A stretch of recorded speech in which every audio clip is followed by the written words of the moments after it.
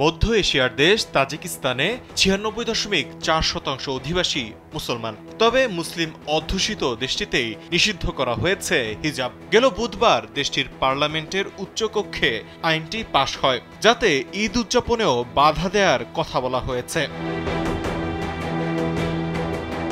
Tajik গণমাধ্যম Asia প্লাসের বরাতে জানা যায়, পার্লামেন্টের উচ্চকক্ষ মজলিসি মিলির 18তম অধিবেশন অনুষ্ঠিত হয় বুধবার। এতে হিজাব নিষিদ্ধের বিলটি উত্থাপিত হলে তা সংখ্যাগরিষ্ঠ ভোটে পাশ হয়। সংসদে পাশ হওয়া আইনে হিজাবকে এলিয়েন পোশাক বলে উল্লেখ করা হয়।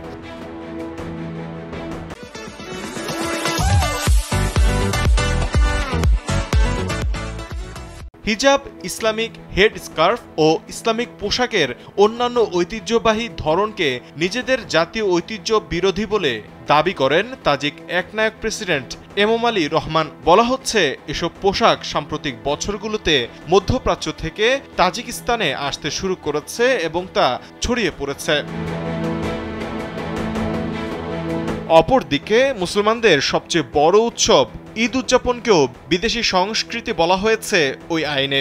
এর পরিপ্রেক্ষিতে ঈদ উদযাপনে বহু বছর ধরে চলে আসা বিশেষ আয়োজন ঈদগার্দাকে শিশুরা যোগ দিতে পারবে না বলে জানানো হয়েছে। সাবেক সোভিয়েত ইউনিয়নের এই দেশটিতে শিশুরা ঈদ উল ফিতর ও ঈদ উল আজহার দিন সড়ক ও প্রতিবেশীদের বাড়িতে গিয়ে লোকজনকে অভিবাদন জানিয়ে থাকে। স্থানীয়রা একে ঈদগার্দাক বলে থাকেন। নতুন আইনে তা নিষিদ্ধ করা হয়েছে। না মানলে দিতে হবে মোটা অঙ্কের জরিমানা। মত প্রকাশের স্বাধীনতা হরণের অভিযোগ অবশ্য বেশ আগে থেকেই তাজিকিস্তানের বিরুদ্ধে রয়েছে। বিশেষ করে 2015 ও 16 সালে দাড়ি রাখাও অনেকটা অঘোষিতভাবে নিষিদ্ধ করা হয়। ধর্মীয় উগ্রপন্থা ঠেকানোর দোহাই দিয়ে সরকারি কর্মসূচির অধীনে ওই 2 বছরে লাখ লাখ লোকের দাড়ি কেটে দেয় দেশটির পুলিশ। তাছাড়া 18 বছরের কম বয়সী মহিলাদের ও শিশুদের জন্য মসজিদে উপস্থিতি, 40 বছরের কম বয়সীদের জন্য হজ, তাজিকিস্তানের বাইরের ইসলামী বিশ্ববিদ্যালয়ে পড়াশোনা, অনুমতি ব্যতীত ইসলামী বই ছাপানো, আমদানি বা রফতানিও নিষিদ্ধ দেশটিতে। তবে 2009 সালে তাজিকিস্তানে ইসলামকে সরকারি ধর্ম হিসেবে ঘোষণা করা হয়। বিষয়টি সাবেক সোভিয়েত দেশগুলোর মধ্যে তাজিকিস্তানকে আলাদা করে তুলেছে।